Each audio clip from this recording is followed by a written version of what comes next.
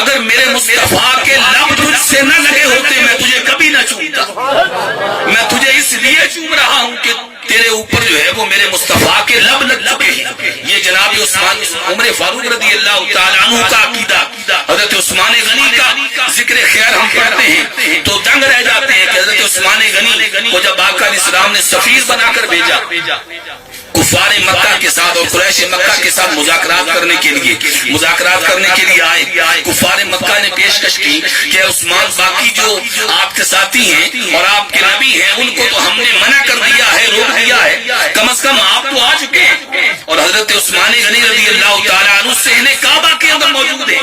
انہوں نے کہا کہ آپ آ چکے ہیں, کم از کم آپ جو ہے وہ تو طواف کر لیں اور عمرہ کر لیں. لیکن یہ ہے کہ حضرت عثمان غنی رضی اللہ تعالیٰ عنہ جواب کے اندر فرماتے ہیں کہ میں کسی قیمت یہ گوارا نہیں کروں گا کہ حضور میرے ساتھ نہ ہوں اور میں طواف کر لوں, میں عمرہ کر لوں. اس لیے کہ یہ نعمت جس نبی کے قدمین کے وسیلے سے ملی ہے وہ نبی ساتھ نہیں ہے تو میں یہ کیسے گوارا کر سکتا ہوں. جناب علی مرتضیٰ رضی اللہ تعالیٰ عنہ جو ہے آقا علیہ الصلوۃ والسلام سر اقدس سر انور جو ہے ان کی گود کے اندر ہے اور آقا علیہ الصلوۃ والسلام آرام فرما رہے ہیں اور نماز عصر کا وقت جا رہا ہے.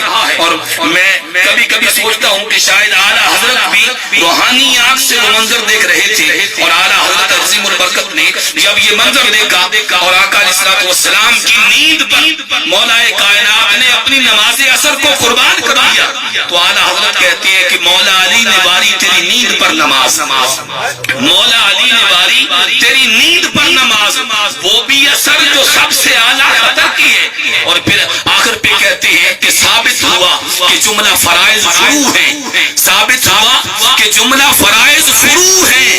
اصل الاصول بندگی استاج ور کی ہے, اصل الاصول بندگی استاج ور کی ہے. اعلیٰ حضرت عظیم البرکت ساری زندگی محبت رسول کا پیغام دیتے رہے اور ادب رسول کا پیغام دیتے رہے. آج کے دور کے اندر اگر دلوں کے اندر پھر سے عشق مصطفیٰ کو اور محبت مصطفیٰ کو بیدار کرنا ہے اور اس امت کو پھر سے عروج چاہیے تو اس کا طریقہ یہ ہے کہ یہ امت کسی اور چیز پر متفق نہیں ہو سکتی.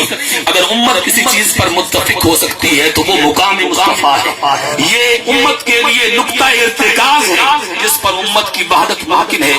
اس کے بغیر آپ جتنے ہیلے کرتے رہیں امت کی وحدت کا خواب کبھی بھی پورا نہیں ہو سکتا. میں انہی جملوں کے ساتھ دعوت سکون دینا چاہوں گا. پیر طریقت رہبر شریعت آفتاب ولایت حضرت علامہ صاحبزادہ سید احمد کمال شاہ صاحب فیاض آپ کی بارگاہ میں کہ آپ تشریف لائیں گے اور اپنے روحانی اور فکری خطاب سے ہمارے قلوب و اذہان کو منور فرمائیں گے. آپ ایک مرتبہ محبت کے ساتھ نعرہ بلند کیجیے, نعرہ تکبیر, بلند آواز کے ساتھ نعرہ رسالت, نعرہ